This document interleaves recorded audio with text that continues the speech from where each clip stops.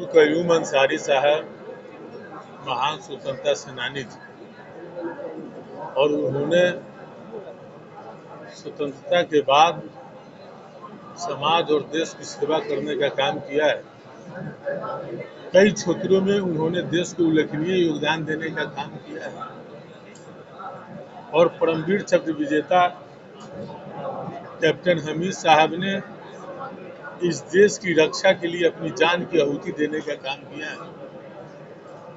तो पसमंदा चेतना मंच के द्वारा इन दोनों महान विभूतियों को जन्मदिन के अब मनाया जा रहा है ताकि जो युवा पीढ़ी है वो युवा पीढ़ी भी जान सके कि देश की सेवा करना, समाज की सेवा करना और देश के प्रति बलिदान होने से उनको हौसला अफजाई हो।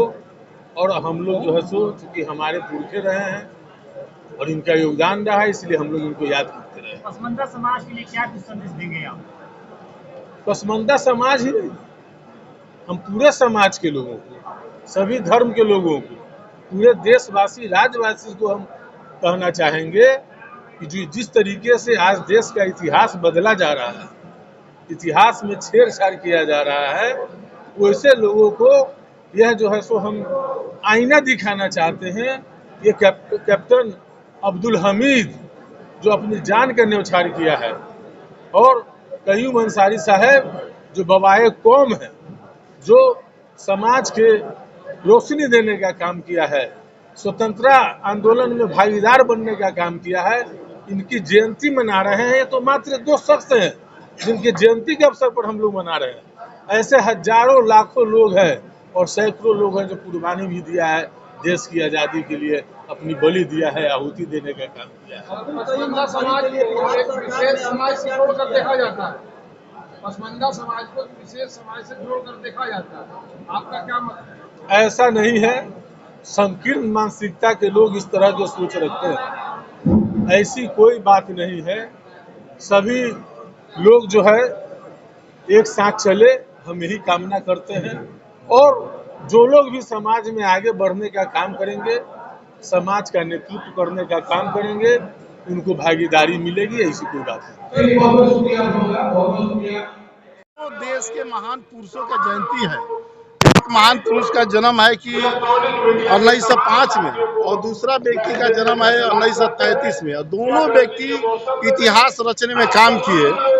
जो व्यक्ति कयूम अंसारी जी है, उन्होंने गांधी जी के आह्वान पर देश भारत छोड़ो आंदोलन के नारा दिए, अंग्रेज को भगाने का काम किए और बिहार का नेतृत्व किए। और बिहार के नेतृत्व करने के बाद अंग्रेज जब भाग गए तो देश में जब सरकार बनी तो उनको मंत्रिमंडल में जगह मिला, जिसमें शिक्षा और जेल मंत्रालय मिला। उन्होंने एक ऑर्डिनेंस लाए, ऑर्डिनेंस ला के उन्होंने कहा कि बैकवर्ड कमेटी के गठन किए, और दूसरा ऑर्डिनेंस लाए कि जेल में जो भी व्यक्ति कैदी होगा उसको पढ़ने की आज़ादी है, उसको शिक्षा की आज़ादी है। बहुत ऐसे निर्दोष लोग फंस जाते हैं जेल में, लंबा समय तक कानून के हवाले रह जाते हैं, उनके पठन पाठन की कोई व्यवस्था नहीं रहती है। वैसे पीरियड में बहुत ऐसे नौजवान को जेल में रहते हुए बाहर से शिक्षा ग्रहण करने के लिए उन्होंने कानून बनाया कि जेल में रहते हुए भी अब पठन पाठन कर सकते हैं। तो वो व्यक्ति ने इतिहास के बहुत ऐसे लोग नेता है, मंत्री बन जाते हैं, सरकार बन जाती है, वो व्यक्ति अपने परिवार के अपने समाज के फेरा में लग जाते हैं। बाकी हमारे कयूम जी ने, उन्होंने पूरे देश में चाहे किसी भी समुदाय के व्यक्ति हो, अगर जेल जाता है तो उसके लिए पढ़ने का व्यवस्था करने का काम किया। और वहीं 1933 में जो व्यक्ति गोली लग जाता है और 1965 में पाकिस्तान से लड़ाई होती है भारत में, और उन्होंने भारत की लड़ाई में जब उनको गोली लग गया था, उनके कमांडेंट कहता है पीछे हट जाइए, आपकी जान चला जाएगी। बाकी अपनी जान को परवाह करते हुए देश के रक्षा के लिए उन्होंने पाकिस्तान जैसे जगह पर चाहते तो पाकिस्तान के सिलेंडर बन जाते, बाकी उन्होंने देश हित में देश के रक्षा के लिए अपनी जान को कुर्बानी दिया। और अमेरिका जैसे टैंक ने पीछे से उनको सहयोग करने का काम किया था पाकिस्तान को, वो सारे टैंक को नष्ट करने का काम किए।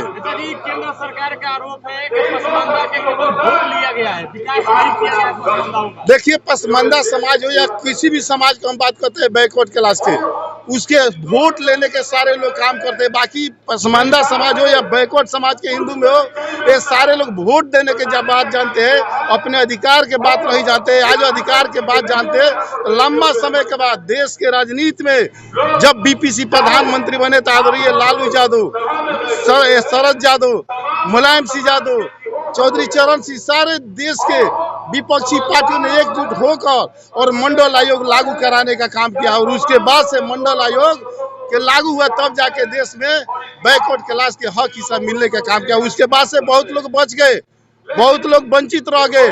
उसके बाद से अगर कोई व्यक्ति पैदा हुआ लालू यादव, नीतीश कुमार, शरद यादव, रामविलास पासवान के बाद, तो मुकेश सहनी व्यक्ति, मुकेश सहनी है वीआईपी पार्टी के नेता, उन्होंने छूटे हुए वंचित समाज के उन्होंने लड़ाई लड़ने का काम करा है। वो भी कहते हैं कि मैं सरकार में आऊंगा, मेरी सरकार बनेगी तो हम भी इस समाज को हक हिस्सा दिलवाने का काम करेंगे। पसमानदा समाज मजबूत चेहरा की तलाश में है।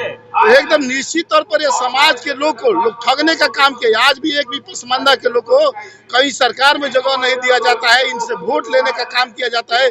हम इस समाज के लोगों से आग्रह करेंगे, निवेदन करेंगे कि अपनी हक हिस्सा के लड़ाई के लिए आगे आने का काम किए। जब तक आगे नहीं आएगा तब तक आपको हक हिस्सा कोई नहीं मिलेगा। क्या करेगी पसमानदा समाज के लिए? वीआईपी पार्टी का जब समय मिलेगा, चुनाव लड़ाएगी, वीआईपी की जगह मिलेगा तो पसमानदा समाज के उस पार्टी में जो मेंबर हो गए, जो सदस्य हो गए, उनको सम्मानजनक उसको स्थान चुनाव लड़ाने का काम किया जाएगा। निश्चित तौर पर पसमानदा समाज वीआईपी पार्टी में जुटे। अगर नई समाज मिलेगा तो श्रीनिवास जैसे से बाद में पूछिएगा।